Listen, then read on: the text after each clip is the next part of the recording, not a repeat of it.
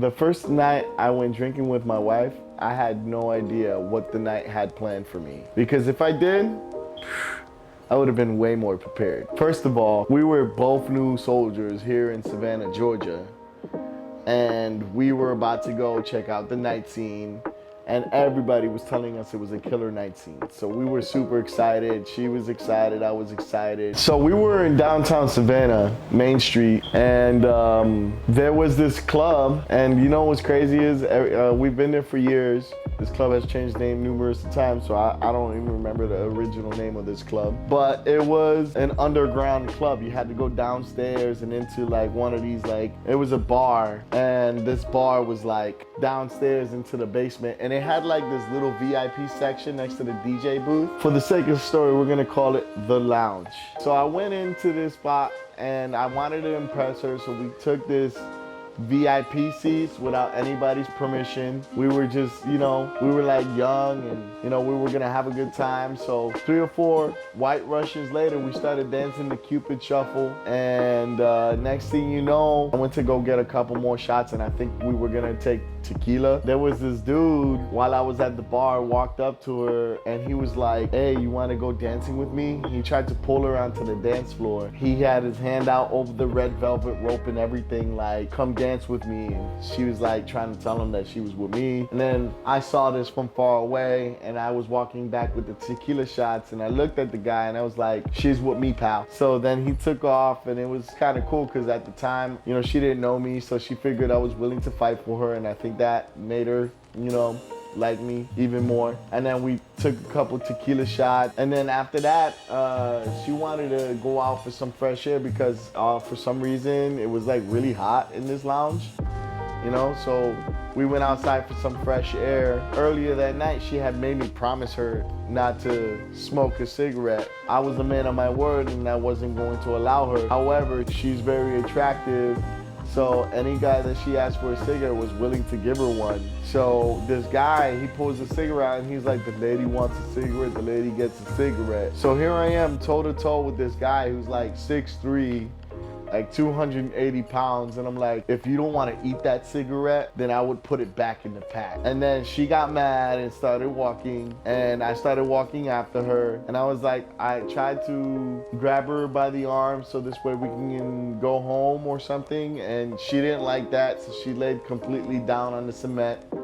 And I was like, oh my God, am I gonna have one of these crazy nights with a broad I don't even know? So the funny part is that we're in the middle of downtown Savannah.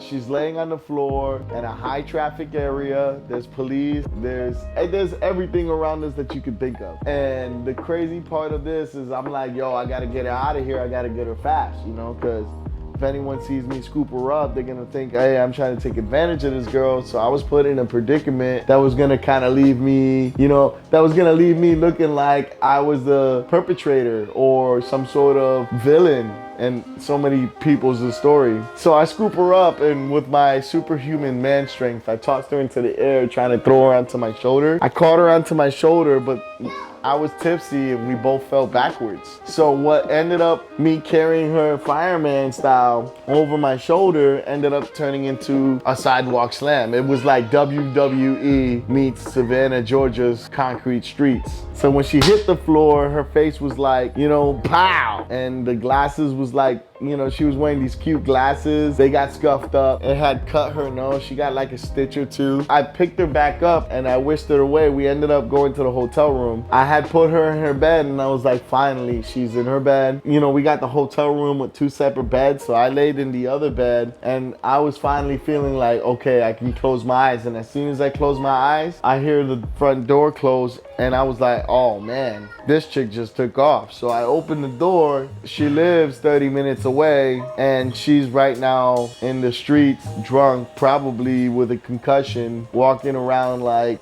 she probably doesn't even know where she's at. So I was worried. So I went looking for her, and when I got back, there was police in the lobby of the hotel room, and I was like, oh man. And I had saw her and I was worried, so I told the police that she had fallen, and then they had whisked me away to the backseat of the police car, and I was asking them, I was like, why am I in the backseat of a police car? And then they turned around and was like, well, she's bleeding from the face and pretty soon she's gonna tell us that you're the one that hit her. You know, as soon as she admits it, you're going downtown or something like that. I'm assuming that's what he was gonna say. You know, like there was 4 cops like, hey, did he hit you? And they were basically shark attacking her. They were like, yo, tell us if he hit you. No, you can talk to me, it's okay.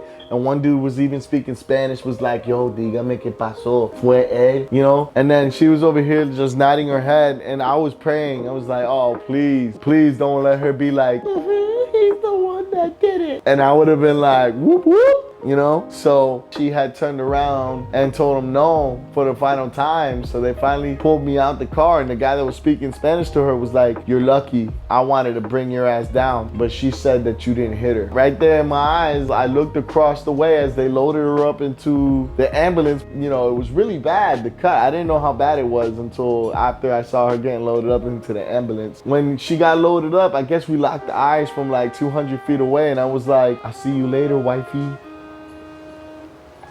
I see you later, wifey, you know? Because she was my ride or die chick. And yeah, that was about 7 years ago, and we're still together. So I'm pretty happy about that.